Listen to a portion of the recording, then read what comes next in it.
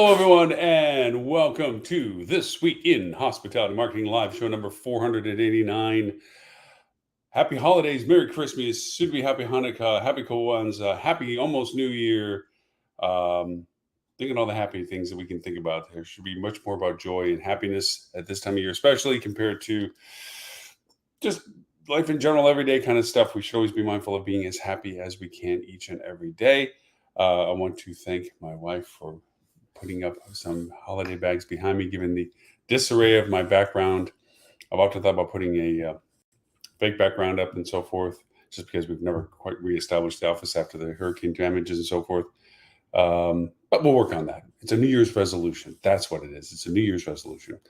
Thank you so much for joining us. Obviously, if you are in the midst of your holiday throes, if you're in holiday travel, you might be catching me on your earbuds. I actually had someone tell me that they were going to try to catch me while they were on the wait cycle for their flights, because it lands nicely for them, that they'll be able to sit back and peacefully listen to me as they see the chaos of the airport unfold in front of them. So I hope very much that happens. And for everyone that I'm reaching out on phones to wish them all happy holidays, Merry Christmas, and Happy Hanukkah, that you have safe and happy holidays and travel and everything else.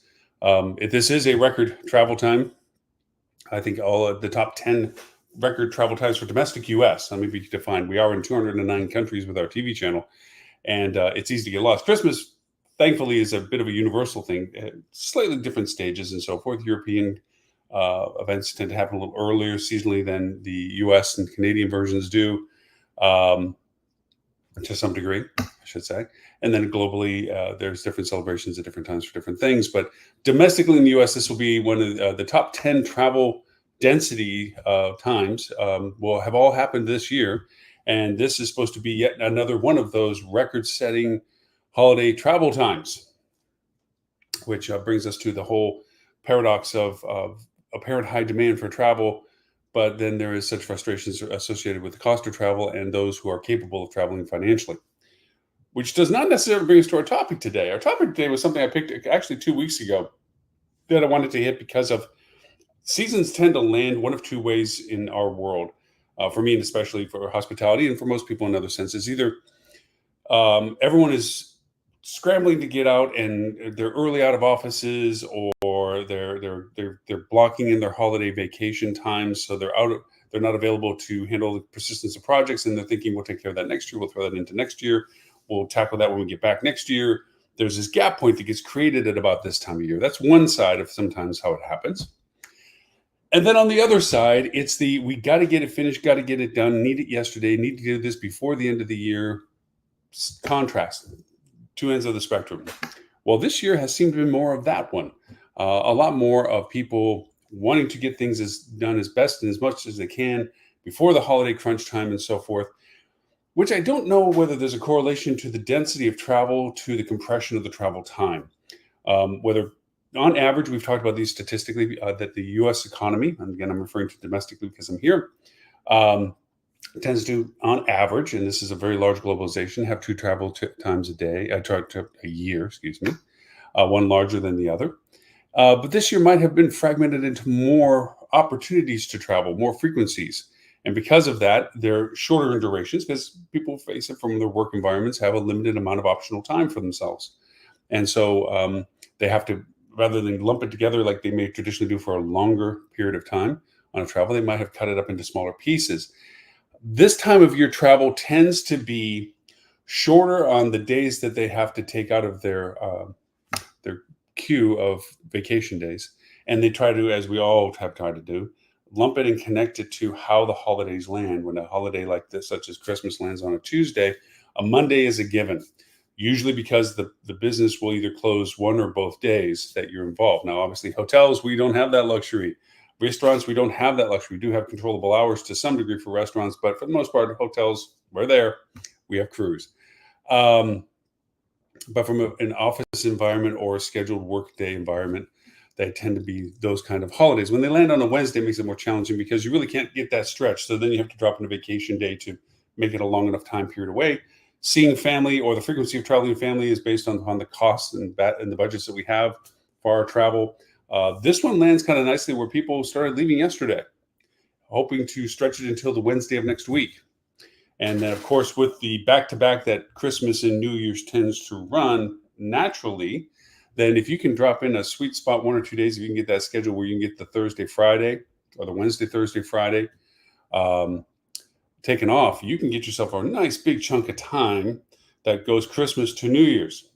We are seeing, however, that people are bisecting that, where they're doing the family transitionally while we're out and doing vacation, we're going to do something else. Again, all of this has nothing to do with our topic today. I just wanted to make the observation of where we are today for the live broadcast as to how the effect of this traveling and the way that it lands on a calendar schedule influences the demand and the level of time away and what we were able to do. The topic today is more about how we handle from our business side the success of what life's things curveballs throw to us. We've gone through quite a few different curveballs and quite a few milestones these past couple of months with the elections here domestically in the United States. There have been elections all around the world. This is a bit of a election year cycle for many, many places, and we've seen shifts and moves in politics and economies. And that always creates a sense of pensiveness or reservation or wait and see and what have you. Out of all of that, though, we've had kind of a mercurial roller coaster way of business. We've had our fluxes. We've had our change in travel times. I've seen length of stays go down. I've seen length of stays go up, depending upon the market that it represents. But out of all of it is the consistency of how we handle it as a team. How do we embrace what it is that we need to do to handle the daily things that go on, the weekly, the monthly, the quarterly, the annually, all the accumulation of things? Because we always have a mind's eye on what's happening in the course of the day. And we have a mind's eye as to how is that impacting our short-term value proposition, our short-term windows of pickups, our short-term occupancies as to staffing and operationals and so forth. Then also mindful as to how it's impacting a larger time frame, as how are we pacing according to what we thought we were doing on a, say, quarterly basis, semi-annual basis. And then, of course, how, since we're just days away from the finish line, so to speak, as to our annualization of our budgets and our goals annually, how does that land for the entire year as to what we thought versus what we produced and the variances that we tried to tackle? All of that comes under the idea of our team's engagement. And I notice we all have our levels of frustration as to how people respond to what we think is important versus what they think is important, what we create as a priority versus how it's handled as a priority.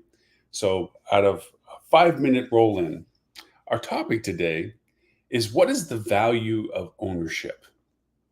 Now, when I say that statement, I was wondering whether I should make a longer title as to, I don't mean ownership as to who owns the property. Ownership as to how do we approach our projects, and ownership as to how do we approach our job and our responsibilities. Ownership of the project has its own, or ownership of the property has its own conversation as to what priorities exist with that. But the value of ownership that I'm talking about is how do we take on what it is that we are a part of. A lot of times, and I've talked about this as kind of a soapbox comment, we immediately filter the project at hand through the optics of impact on us. There's lots of, do we want to do the work, not do the work? That's not that what I'm talking about. I'm talking about the detriment or benefit of the project. Is this project something that can be successful? And can I be tied to that success? Because that's the momentum of your political collateral, your social collateral, your professional peer collateral, as to being tethered to things that you produce and are associated with that are successful. It gives you a track record of success. People's perception of you and the quality of what you do and the respect they give to what you say about things is measured by your success rate. And of course, if the project is doomed to failure, or your perception is doomed to failure, or that it is going to be squandered, or it's going to get stuck, or it's just going to get lost, languishing, and you're going to be tethered to that, and that will diminish the reverse of what I just said, or the inverse of what I said, then you have a hesitancy about it. There's also the level of interest. There's also the politics of who's involved. There's is it within your scope of responsibility, or you're stretching your boundaries to participate with it? Is it in context to what you should be doing, or is it an exception to what you normally do? All of these things flow through our mind in a snap when it comes to a project. And that's that decision that happens in that moment is the value of ownership. Am I going to take this project? I can tell you that it takes different personalities to do different jobs. My personality doesn't work for every job, and that there's other personalities in direct contrast to mine that do an exceptional success to projects that I can't or would not have the success that they have. There is no single solution to how well a person does on a project all the time, that they are chameleon in how they can change what they do. There is some adaptability, but nobody can be the full spectrum of I'm over here and then I'm way over there. But the ownership component of it is a decision that can be made by anyone. I have owned blazing failures. One, because I had the commitment to it. Two, it was something that had a risk factor that I was willing to accept. It could have been an amazing success. Instead, it was a burning fire, a dumpster fire. That's fine. But ownership of it was I rode the ship, whether it was sinking or whether it was sailing. That's a personality trait that I have of that. When I commit to something, then I'm all about thinking about the best ways, any ways to be able to create the success of the project. And I'm not trying to beat a horn on this or beat a drum or blow a horn. Yeah, that's it. It's a holiday thing.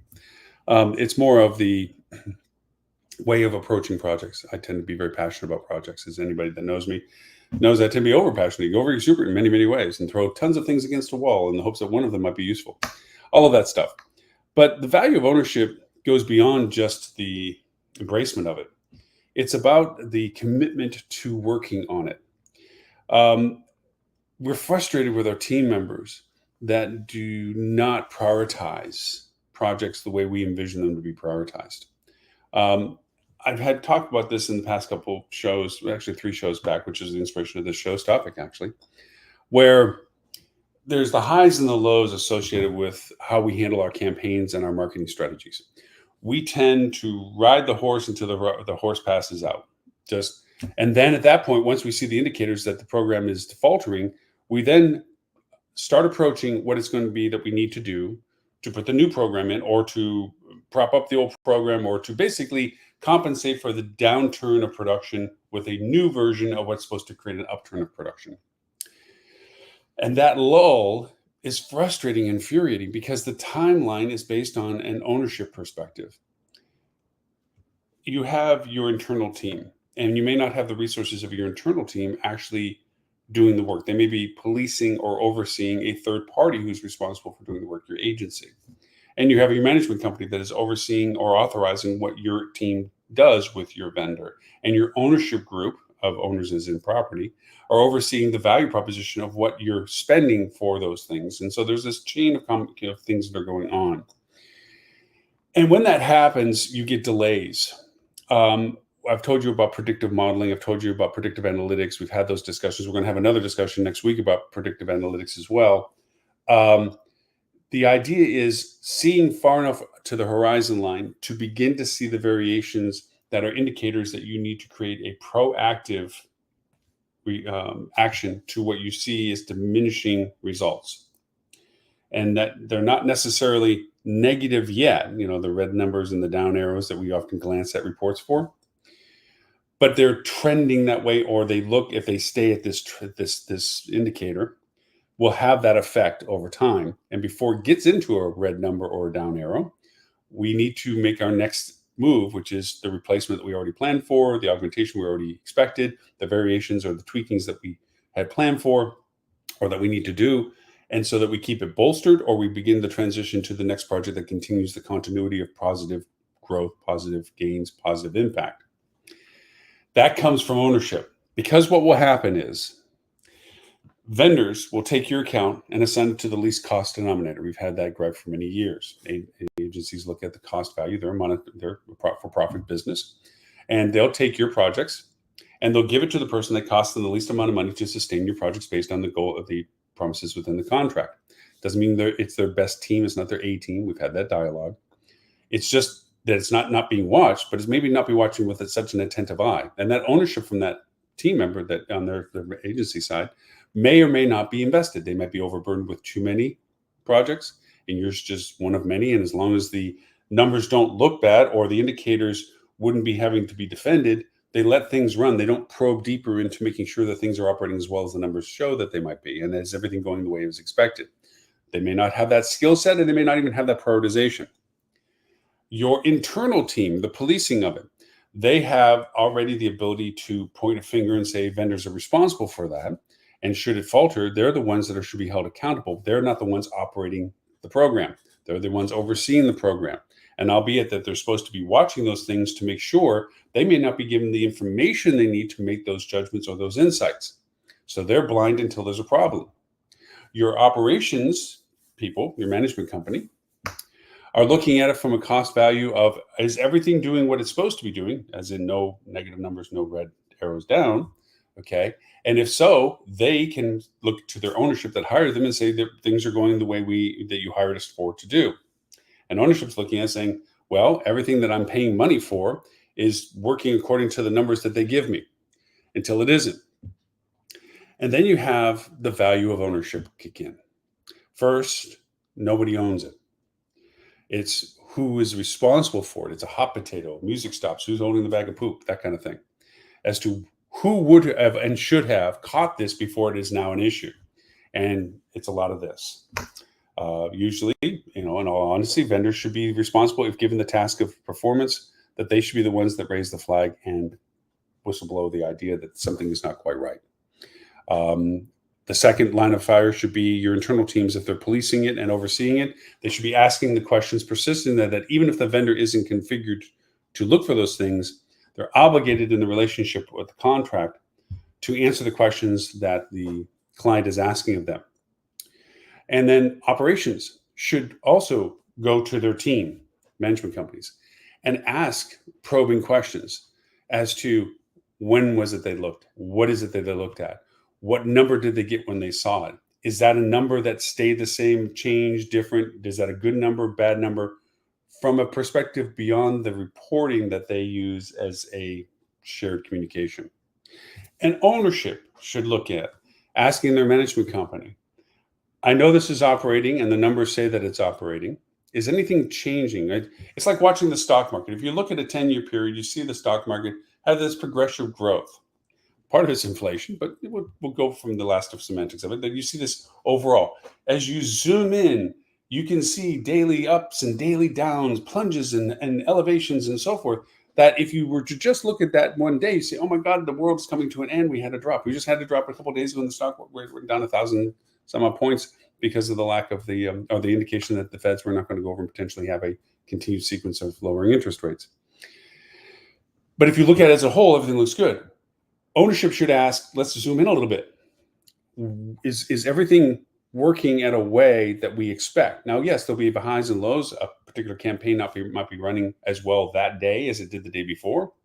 But how many days did it not run well? And is that something we should look at? I say that from a Captain Obvious point of view because sometimes people forget what the campaigns are supposed to be doing versus what they're producing. They just look at the number of the result without the purpose of the campaign. And I had this as a first-person experience when I was asked to step in and create a collaboration between the vendor that seems to have lost their communication with their client. I do a lot of opaque work with companies, helping both sides inside. I'm not, other than, anyways.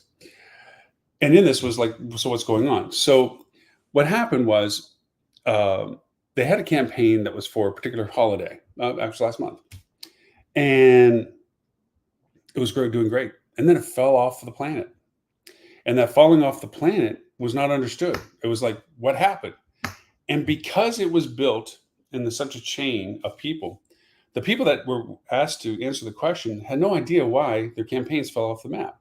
It took burrowing down to literally talking to a paid ad campaign manager, operator, fingers on the key person in the vendorship, which was a underling of too deep of the person that was the account manager, to find out that the active campaigns that were still running when this happened, the older campaigns, the evergreen campaigns, dropped off because this was now holiday campaigns that kicked in, and the holiday campaigns ended. The offers were no longer good. So even if people went to the ads and they were spending money for that to happen, they're going to a dead link. There was no promotion that was available for the ad that was pushing it. fell off the cliff. It took a week for them to find this, when it should have been known somewhere along the stream, the progression of what was going on campaign-wise. Why? Because ownership. People didn't own what they were doing. They were a part of it based on the filter of, am I going to be liable for it, or can I get the accolades for it? I call it, and you've heard me say this over the 10 years we've been doing the show, deniable culpability. Close enough to take credit, far enough away from the blast should it fail. And it took a week to figure out that this happened. Fortunately for them, they did have their evergreen campaigns that they could relaunch. Bad for them, they didn't have the replacement campaigns for the next transition into the holiday feature season. So they had the first one set up, but again, they didn't look deep enough. The questions that got asked, do we have a holiday campaign set and ready? Yes. Okay, great. But it was only for the first portion of the holiday season. It wasn't actually for the whole holiday season. It was just for the certain holiday season, the Black Friday stuff, think of it that way. Okay. But they didn't have it for the Cyber Monday. They didn't have it for the holiday transition time. They didn't have it for the holiday festivities and focus on the holiday times. They didn't have any of that. But nobody asked up the chain either, should we? Nobody asked down the chain, do we? And so what you ended up having was a checkbox that said, we had holiday campaigns set and ready. Good for us. Pat us on the back. We're preemptively thinking about this. This was a conversation they had back to summertime somewhere, which they should have had it back in summertime. Problem was, nobody looked deep enough because nobody owned it. And the person that did it really did it because this is what they were told to do. And they weren't of the scale or the skill or the aptitude or even the voice to say, hey guys, do you have somebody else making the next holiday campaign? Because I'm doing the Black Friday one. Do you have somebody else doing the Cyber Monday or the Christmas one or anything like that? That may, and even if he did or she did ask, did it get acted on? Did anybody take ownership and say, oh my gosh, wow, thank you. Why are we asking these questions? Good for you, extra chocolate bar for the Christmas package for you. Let's make sure that we have a whole follow-through campaign structure.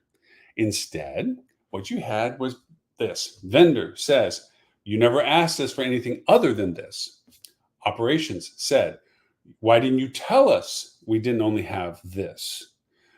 Ownership. Why is it that we had a campaign that false started or just short started and we didn't have a full campaign when you already told me that there was a full campaign, or at least that we had a holiday campaign?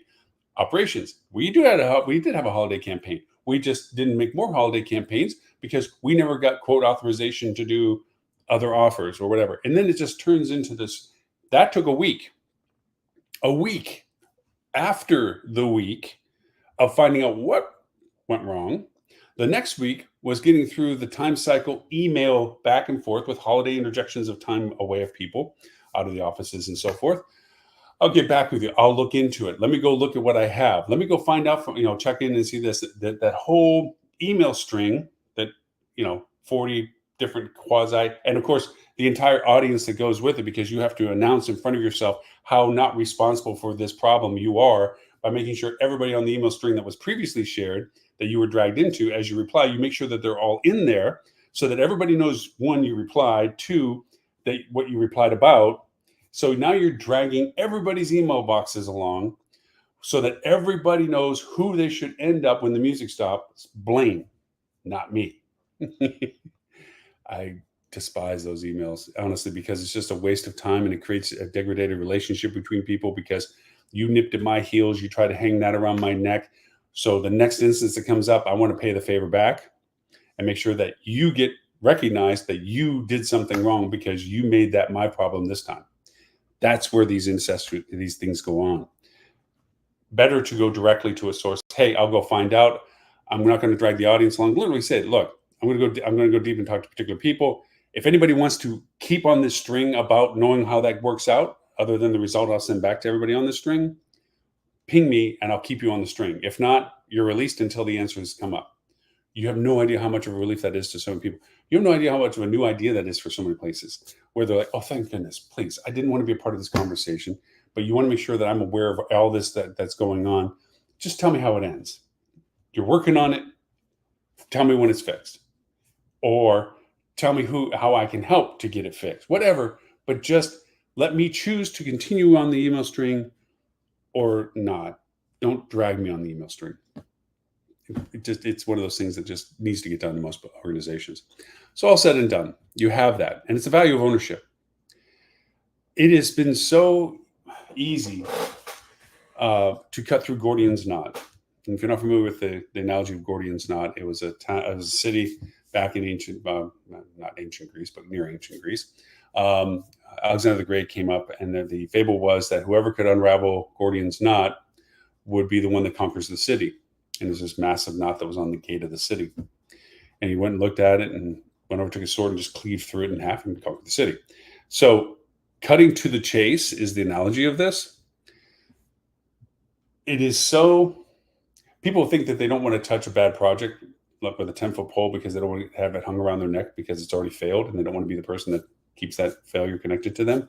I embrace those ones, and I applaud anybody that does embrace these ones. Let's go get it fixed. I may not have created the problem, but I'm here to see what I can do to fix it. And I may not be the one able to fix it alone. I need other people to do it, or it turns out that it's unfixable.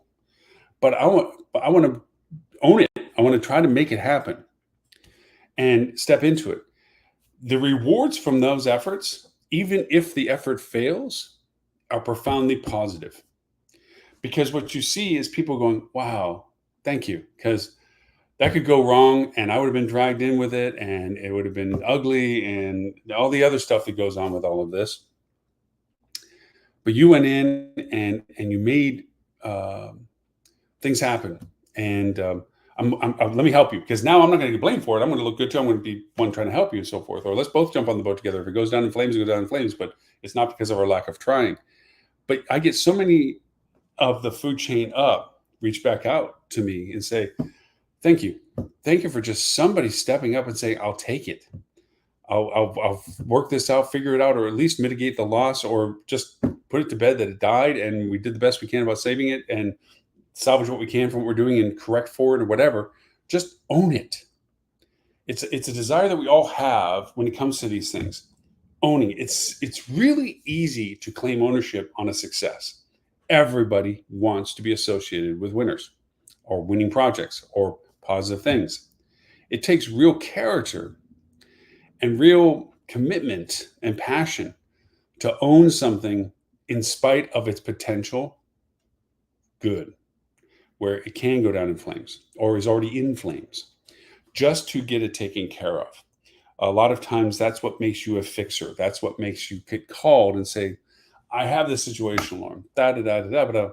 I don't know what's going on with it. Everybody's trying to point at each other. Everybody doesn't know how this started, so forth and so on. And it literally takes, and I'm not trying to say I'm really super good at it, but if you just took 5 minutes and looked, you could see what the problem is. But people don't want to point out the obvious because they're afraid that by pointing it out, they now own it in a negative way, or blame for it, really is what their mental process of it is. Or it might discover that they were the ones that caused it. And it shows great character that if it did go wrong and it was on your watch, that you had the character to stand up and take it. Yep, that happened. Didn't expect it, obviously, never built it to fail, but it did happen and I didn't catch it, or it did happen and I couldn't stop it, or whatever. That fact that you're willing to stand and take the bullet goes a long way. First off, people are happy, like, better him than me, so forth and so on. Yeah, you go chew on his butt. For the people that count, they look at it and go, you know what? I like that. That means that you're going to be committed to what we ask you to do, and you'll be truthful about what it does, rather than the typical presentations you get where we only show you numbers that make us look good and we ignore the numbers that make us look bad, and we talk about all the things that we're great at, but we don't talk about the things we're bad at. You get above that in people's eyes, that you're going to be that candid, truthful, I'll tell you what I know. I'll admit if it's wrong, and I'll also tell you if I think it's right. You're going to get truth out of me, which builds trust. Trust is the currency of success. Trust is what makes people want to do things with you, give you things to do, and hold you to what it is that you are saying you're going to do. Trust is a key component to the success of any careers, opportunities, and personal fortitude. You feel good about yourself, that people trust you. You feel good that you're being honest, that you're not trying to hide or figure out ways to keep a lie going, or to how to be vague about what you're saying. that you really just stand up for what it is that you're doing. The value of ownership. People want people that own what they do, good or bad, success or failure. The character of the person is that they stood by what they said they were going to do and did what they said. That ownership is what propels you. It's not the titles you give. I see so many people that chase trophies and titles, never want to do the work, always want to blame somebody else. Their output is never defined. Their output is never truly complete. Everything's in process or in stasis, or it's somebody else's issue.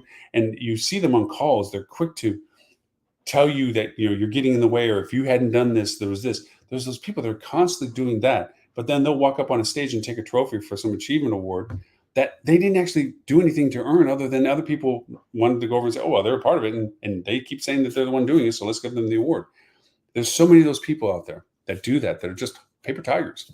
They don't have the merit of ownership. They don't take it on and say that I'm going to make this work, or take it on and when it doesn't live up to what it's expected to do. I know I'm kind of parading over this and talking about it, and we're talking about hospitality marketing as a show, but ownership goes into that marketing, is owning and knowing what you're doing, not just saying, hell yeah, we built the campaigns for you, so on and so on. And you don't even look at what campaigns were built, but you're taking credit in the conversation that you had something to do with the campaigns that are running. And then if you did that and said, well, your campaigns failed, they didn't launch, or they didn't, the cost us money, made no money.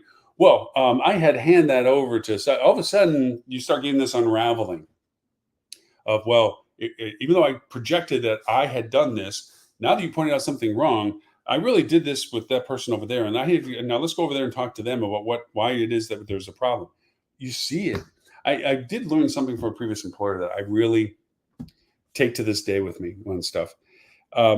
He would go over, and if somebody came into his office, well, Lauren, he did this and then this, and I was this, and he never got back with it. And he starts talking about, somebody gets into the office, starts talking about somebody else. He's like, hold on a second.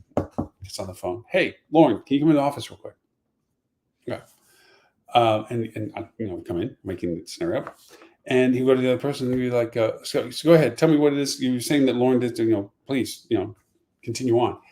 Immediately the story changes. Well, remember when you didn't call me back, and from being affirmative that this happened to, well, this is because now you're in front of the person you're talking about, which I believe social media should always do. These trolls and people out there get in front of people and see if they would say the same things. We know they wouldn't. They hide behind ambiguity and anonymity.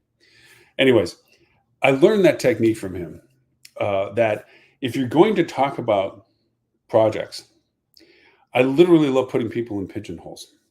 I get condemned a lot of times for being over exuberant, tangents, go figure, all over the place conversations, so forth and so on.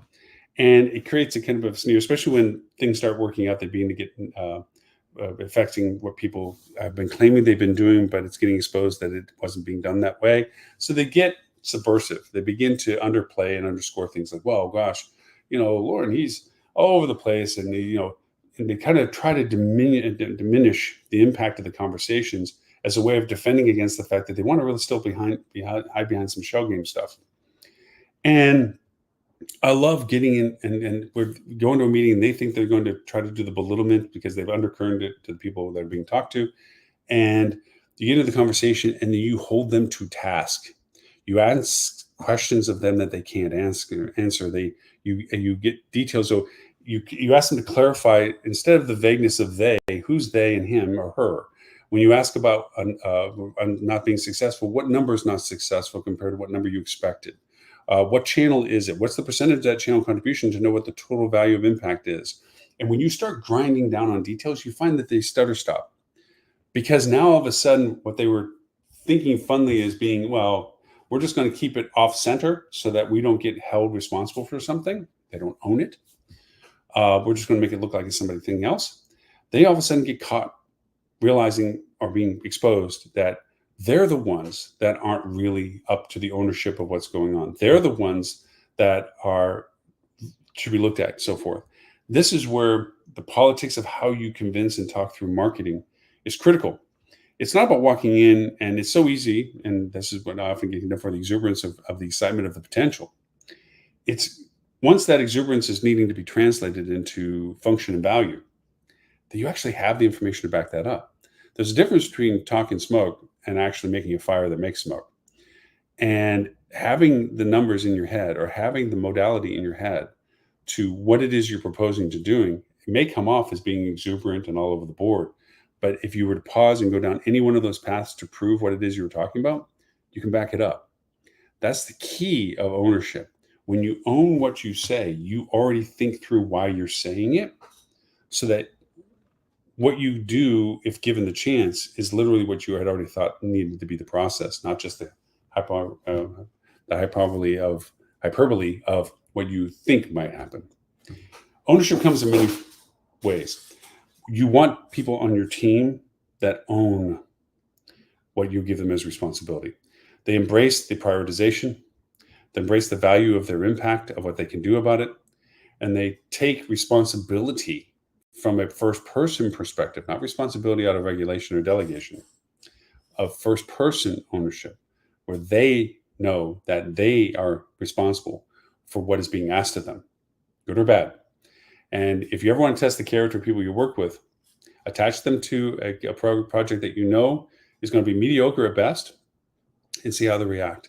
If their first is excuse driven, if their first are reasons why it's probably not going to start or work, even if it does, before it even starts, sit down with them and work with them and talk to them and make them understand that that was a test, because you want to see how they handle it. It's not bad to be truthful, saying, guys, you're giving me something it's not going to work. I don't believe in it. That's a different discussion than trying to not be a part of it because you don't want to be associated with what you know as a failure already.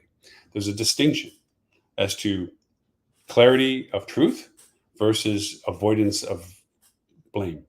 It's not a thing that can be openly discussed unless you want to take another hour of a conversation to break down the body language and the intent and the tonality and the methodology of the cases being presented and the points that are trying to be made. I'll give you a short snippet of it. If I'm given a project that I know is not going to succeed, and I want to point out to temper the realization of expectations of it and so forth, I'll be very granular about numbers, functions, and results in a way that's not just hypothetical, well, I think this, but rather this is a number, this is a number, this is what this number would come from, and this is the number that would come from it. When you're that granular, it's to point out the honest appraisal of the project. If you're sitting back going, well, that project, those things haven't worked before, you start getting vague and fun, then you're talking about avoidance of being responsible for the failure. There's a different context to how you're pointing the things out. So I believe I've made my point of ownership. I believe I've made my point about people and engagements with how people view ownership, how people value ownership, but they themselves may not be one of those that take ownership. And all of the people in the tree of communication that goes on as to how they respond and how they engage shows you how they perceive their own ownership of whatever the topic is at the time. I've seen so many people frustrated at one stage or another where the policing of people within the operations can't get from the vendor what it is that they need. They're full ownership. They know they want it to do what it's supposed to do, and they want to embrace getting it fixed. But then they're hobbled by the weaving of subversiveness, of deflection, and smoke and mirrors, because the vendor doesn't want to be held culpable for whatever's going around. And I've seen in reverse where the vendor is frustrated that they want this to work and they feel they're doing everything they can, but they're given a resource at the operations level that is not communicating it upward for it to actually make a difference or make a change. And they know that it's going to come back down, that they're going to be hung with this because the person they're dealing with either doesn't understand or doesn't want to be associated with it. And they're giving false messaging or no messaging above them in a way that can be productive. I've seen that as well. I've seen ownership frustrated that management companies do not translate the intent of what the property owner wants in a way to their team that is translated to actions that are directly related to the result that's wanted, that they dilute it because they don't believe in what's being asked of them in the way the ownership wants it. So I've seen it in every facet and every layer as to how ownership gets warped and distorted or totally vacant. And it's frustrating to those that are trying to take ownership. So it's not a single solution. Having one person in the string wanting to own it, and truly from the way we've defined it today, being that person doesn't always mean the success, because above or below them, they could have an inhibit as to their effectiveness, as to what they can or can't do. So it is the holiday weekend. It is one of those wonderful holiday sequences, time calendar-wise, that it's going to get stretched. So we're going to have longer vacation times, hopefully for many. We're going to have very long travel times for those domestically for certain. I know that translates to some other countries. Western Europe is also in these cycles of transitions of travel and what have you. Please be safe, be patient. I say that because I'm not traveling this year. But even when I do, you have to come with a healthy dose of, I'm not the only one that's dealing with this, or you don't know everybody's story. You don't know what is creating the frustrations or their temperament, and to be as peaceful and as patient and as humble as possible. You can't fix everybody's problems, and nor can anybody fix all of your problems. You realize that you are one of many, and the people that are having to solve problems like delayed flights or bad traffic or anything like this, they can't just fix one problem. They have to fix the problem so it helps as many people as possible. So give them the latitude, and it does create detriments of things that, shortcomings where you miss out on something because of something that you couldn't plan for happening and so forth. But if you're healthy, be happy. And if you are with family, be loved. And it's the time of year to really focus in on that and not focus in on the wait lines, the traffic lines, the delay lines, the whatever lines, problems, and everything else that's going on in the world right now. So please enjoy the holiday season, and best wishes for everyone. For all those who follow us on all the channels that we're on, you already know them: Facebook, LinkedIn, YouTube, Twitch. Our TV channel, the Hospitality Channel, you can get, it's an iOS app and a Google Play app. Just look for the Hospitality Channel. It's an app for that. The show's always on the live side. We also have our I Love Lucy rerun website forever, thehospitalitychannel.tv. All of our shows, all of our podcasts. We've been doing this for 10 years plus now, every week, never missing it, no matter where we are in the world. We always have our weekly show. If you follow us on Hospitality Channel TV, you can do that. You can do our radio station, hospitalityradio.com is the website link for it, but it is on 39 digital broadcasts globally. 36 channels globally, 39 countries globally, with the digital broadcasting on radio stations, digital radio stations around the world. We do translate our show into 11 languages outside of English, based on the volume of traffic we get globally out of the 209 countries that we represent in. We do recast our show at 11:30 Wednesday morning Sydney Australian time for our APAC friends, and 11:30 a.m. Wednesday morning London time for our EU and Mideast friends. So for everyone, thank you for watching and listening for the times that you do, and for those who watch us live, thank you for that as well. For the holidays and so forth, it is a privilege to be able to continue with this show every week. And thank you for your loyalty to listening to it. So until next week, the last show of the year before 2025, my name is Lauren Gray. I thank you for the privilege of your time and look forward to talking to you all next week.